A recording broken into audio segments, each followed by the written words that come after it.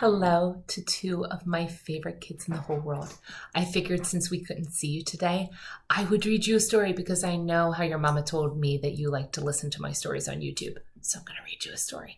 Okay, this is a Thanksgiving story, and this is called One is a Feast for a Mouse. And a feast is a really big, delicious meal. And here's Mouse holding up a whole bunch of food. Let's find out what happens. This story is written by Judy Cox. She's the author, and illustrated by Jeffrey Ebler. He's the one who drew all the pictures. One is a Feast for Mouse, a Thanksgiving tale. Today's Thanksgiving. After Thanksgiving dinner, Mouse crept out of his hidey hole and looked around. Do you see him up here? Creeping out of his little hidey hole. The house was quiet. Dad snoozed in his chair with his book. Mom dozed in front of the TV. Outside, the kids played football in the crisp yellow leaves. Cat curled up by the fire. He yawned and stretched his stripy tail. And then he closed his greeny eyes and went to sleep. Mouse scampered up the tablecloth. Thanksgiving leftovers were still on the table. So much to eat. Mouse saw a teensy, tiny, toothsome green pea all by itself under a plate. Give thanks, he thought. One will be a feast for me. Mouse rolled the pea across the tablecloth to take it back to his hidey hole. Do you see him holding on to it right here?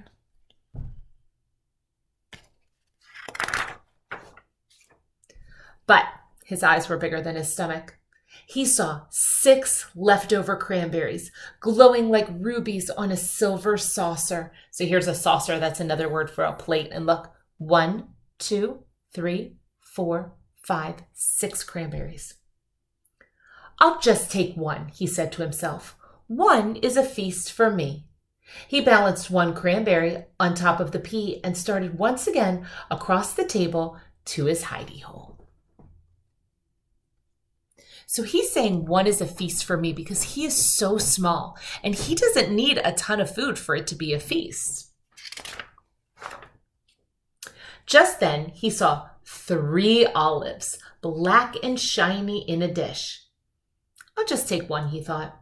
One is a feast for me. He put the olive on top of the cranberry, on top of the pea, and carried the tidbits across the table.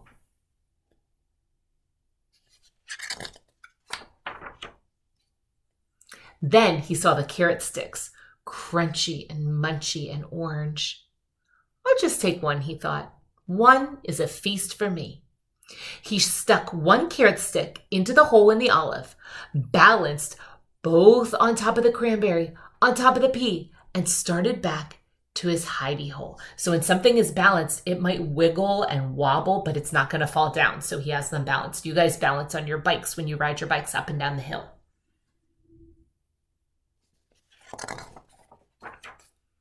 Then he saw my favorite, the mashed potatoes. Mouse potatoes! There was just one scoop left on the plate. I'll just take the plate, Mouse thought. What a feast I will have. He balanced the plate of potatoes on top of the carrot stick. There's the carrot stick in the hole of the olive, on top of the cranberry, on top of the pea. Mouse started out across the table. Just then, he saw the gravy, brown and luscious in the silver gravy boat. Luscious means really delicious. Gravy for the mouse potatoes, he thought. I must have that for my feast.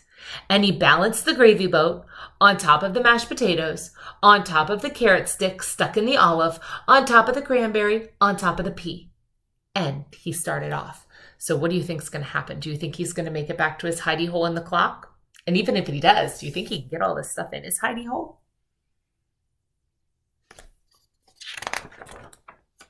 But then he spotted the pumpkin pie. Ooh, maybe that's pumpkin chiffon pie made by Christy. One slice of pie, brown and dimpled with a collar of fluffy cream. So he balanced the pie on top of the gravy boat, on top of the mashed potatoes, on top of the carrot stick, stuck in the hole of the olive, on top of the cranberry, on top of the pea, and he started off across the table.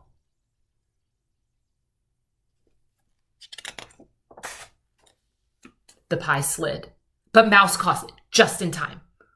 Mouse bobbed and bobbled across the tablecloth on the way to his hidey hole for his Thanksgiving feast. See if you can do that. Oh, oh, oh. He didn't see Cat creeping closer and closer.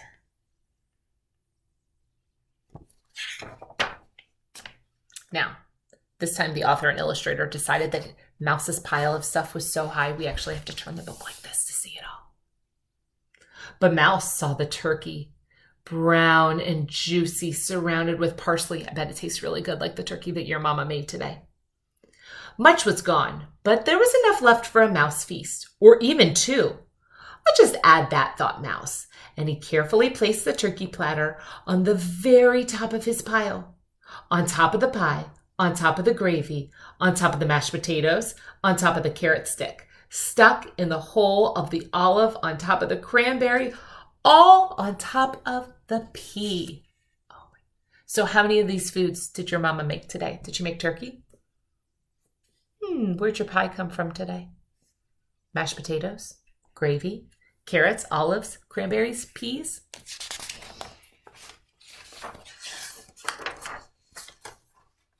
He started off across the table to his hidey hole, and there at the table's edge, he met Cat, greedy-eyed and hungry, clawing up the table on the tablecloth.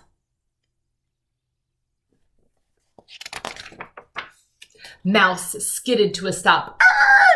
You guys do that on your bike sometimes when you hit the brakes real fast and the bike the wheels stop, but the bike goes just a little bit further. That's called skidding.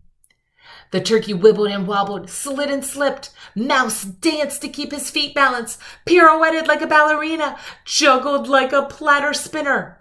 But off slid the turkey, whoosh, with a plop, landing smack on Cat.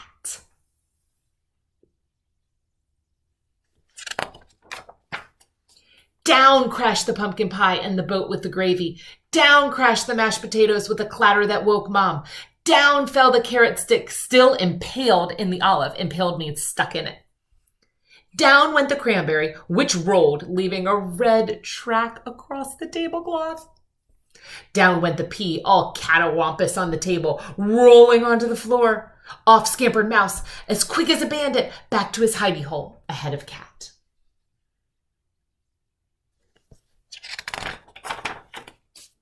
He huddled in his hidey hole. His heart pitter-pattered, pitter-patter, pitter-patter, pitter-patter. He peered out. That means he peeked out. Down came the broom on the stripy, greeny-eyed Cat. "Bad kitty," shouted Mom. "Outside!" And she swept the cat out the door. She thought it was the cat's fault. Mouse looked around, whiskers trembling. When you tremble, it means you shake really quickly. So he was nervous. He was scared, so his whiskers were trembling. Trembling with fright. No Thanksgiving feast for me, he thought. And just then he spotted something glowing in the corner. What do you think he spotted? I see something down here by the broom. See if you can see it. One teensy tiny, round and toothsome, green and luscious pea. Give thanks. One is a feast for me. We love you guys so much. We hope you're having an amazing Thanksgiving. See you soon.